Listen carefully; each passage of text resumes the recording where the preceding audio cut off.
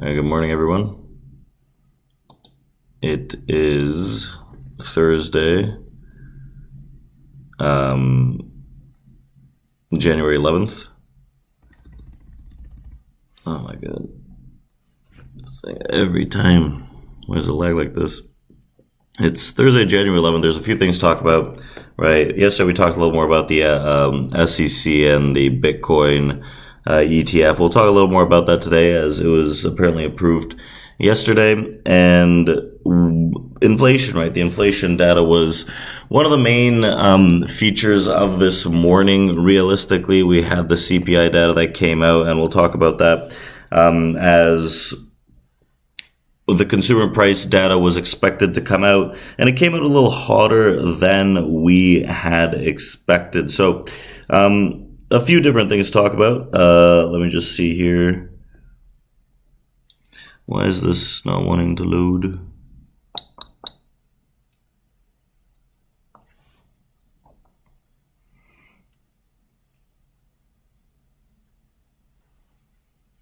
Anyways, we'll take a look at this. Oops. Oh my god.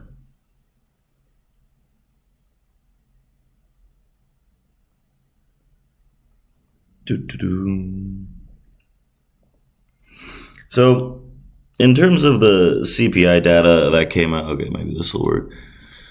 In terms of CPI data that came out, we had the U.S. CPI month-over-month actual 0.3%. It was forecasted at 0.2%, and the previous was 0.1%. So we had a slight increase on that. We also had the year-over-year that was forecasted at 3.8%, and it came out at 3.9%. The previous was 4%, so a little higher than expected, but still a decline in general.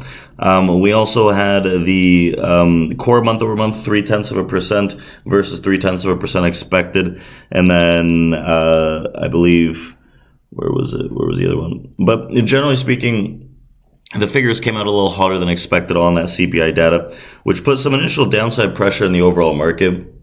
In the S&P, we're still holding pretty well, especially from yesterday's close and rally, but we had some downside pressure from these most recent highs that we printed around 48.36 on the S&P 500 futures, pulling back down to around 03, right? A significant over 30-point drop before we got a little rally, and now we're still fighting for the bear side to open up, but it's getting very, very difficult for these sellers to come into this market, even with this slightly higher or hotter than expected CPI data.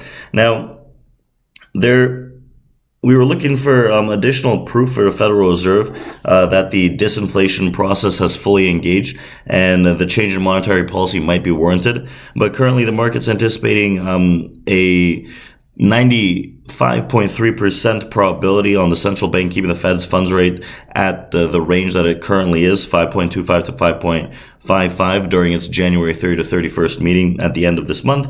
And traders have increase their bets that the Fed will make its first cuts in the March 19 to 20 meeting, and nothing's necessarily changed. There was a slight change in those probabilities during the CPI data that came out, but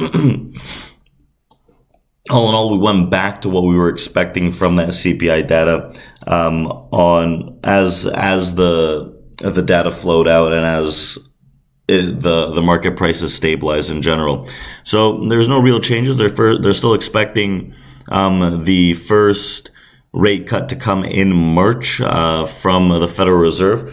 Even with the CPI data that came out a little hotter than expected, but realistically, overall, nothing's changed. We still have PPI tomorrow morning. The CPI didn't shake up the market like crazy as it has done in the past, and we're still looking for that all-time high press in the S&P. Well, at least I am.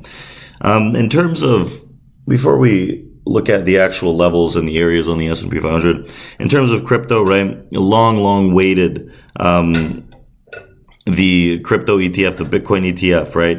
As the Securities and Exchange Commission finally approves the 11 spot Bitcoin ETF products after years of rejection of applications. So the SEC commissioner had mixed reactions to the approval. While some analysts called it a watershed moment for crypto, if you bought Grayscale Bitcoin Trust, which was GBT GBTC for the discount, then congrats on the win. But you can now consider swapping it for a low fee ETF. This news lifted Bitcoin to around 47,500 right now, trading 47,700 nearly. Building on the rally in the recent weeks, while most of the ETF products are expected to begin trading today, sparking the battle for the market share. I don't know what these ETFs are, but I remember one of the funds came out with one of them called HODL, right? HODL. It's probably trading pre-market. There's a bunch of them that are trading pre-market that track the spot, so that's going to be interesting to take a look at for sure. We also have, We also have Japanese stocks, right? In the mix, we have some news out of Asia. They soar overnight while a weaker yen boosted exporter shares, prompting the benchmark Nikkei 225 index to cross the 35,000 point time for the first time since the economic bubble of over 30 years.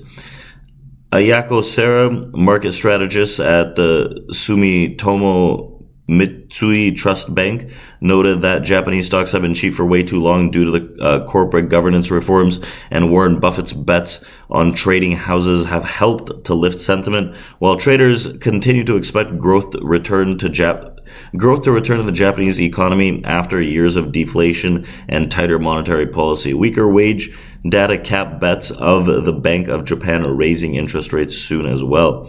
So, out of Japan, Japan's up nearly 2% on the overnight. Hong Kong up 1.3%. China 0.3%. India 0.1%. In Europe, midday London down a smidge, 0.1%. Paris up 0.1%, with Frankfurt up at the same. Futures on the S&P relatively flat. The Nasdaq up 0.3%. Crude oil up about 2% to 72.70s at the time. And then we had Bitcoin up 3.5%, now probably closer to that 4% marker as we've crossed that 47,700 level.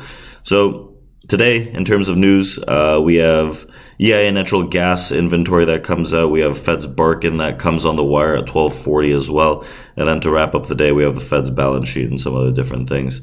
So in terms of other news, why don't we take a look quickly at the S&P 500, the futures here. So S&P 500 futures, right? We most recently hit this 0504 area for a very nice bounce, about 20 handles. We've come close into it around that 07 yet again here for a little temporary bounce. The way I see it is this is a massive level, right? Over the last few days, this has been used as a very, very strong resistance where a lot of volume has been building out in and around that 0405 area. And a lot of volume even yesterday on this rally had been built out at that area that's not at the POC. So the way that we're looking at this is the very, very strong area of support for buyers to continuously step in to defend this current distribution that we're in. So 48, 05, 04, that area, as long as we hold it, I think the buy side is going to come in and we're going to be looking for some of that upside momentum to push into a new all-time high. Anything under, right, you can use that as a pivot. That's what I'm looking for in terms of that downside block to maybe accept lower and clean up some of the auction to the downside. That's it. Very simple. Just one level that you have to take a look at right now. There are a few levels in between, but that one